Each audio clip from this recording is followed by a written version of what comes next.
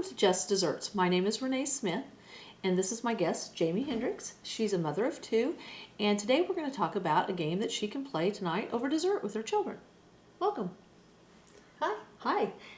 Have you ever played golf with cards? Not this version. Not this version? Well, what we've done here is we've put out a 9-hole golf course. And because there are only 2 of us playing the game today, we only are using 1 deck of cards. But if you have more than 2 players, you probably need more than 1 deck of cards. It would even work if we put 2 decks together just for the 2 of us, because it makes it a little more interesting. But what we've done is we have laid out 9 cards in a 3x3 grid for each of us. And we've left the jokers in the deck this time. The face cards are there, and so are the jokers. And in a standard deck, there are 2 jokers. Now, there's some interesting scoring, but one thing that kids have to remember is that just like in the game of golf, they want to get a low score in this game rather than the high score. So the object is to make sure that when we turn over cards, we have the lowest scoring totals. So your normal cards, your numbered cards are worth their face value. So 2 through 10 are worth 2 through 10. An ace is worth 1. A king is worth 0. So a king is a really good thing to have. A joker is -5. So it's the best card to collect, is the joker. The queen is worth 10, and so is the jack. Okay, so it's a little. You have to kind of keep the scoring straight, and you might want to write that down. And I've done that for us so that we have a little bit of a cheat sheet here, so that we can remember when we turn those face cards over what they're really worth. Okay. Okay. So the object of the game is to get low scores. Now there's one other special rule. If I can get the same numbered card 3 in a row vertically, like I have a 2, a 2, and a 2, that whole row cancels out and becomes 0. So that's a really good strategy as well.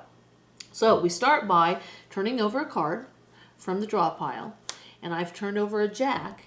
Would I want to keep the jack? The jack is worth 10, so I really don't think I want to replace any of my whole cards with the jack. So now it's your turn. Okay, so we don't know what's here. We don't know what's here. And we can possibly replace. Right. So if you like the value of your card, you might want to replace. I probably wouldn't take an 8 either, unless I knew that there was something really bad there.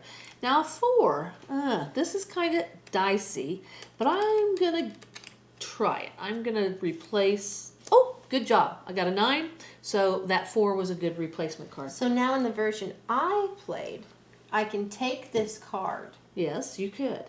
But I don't want that card. But you don't want that card. But if it was something good, I could take If I it. had turned over a joker, you would definitely want to grab that card. Oh, 8. Nope, I probably wouldn't want that either. King is worth 0. Now, there's some strategy involved. I definitely want this card, but would I want to put it in this row?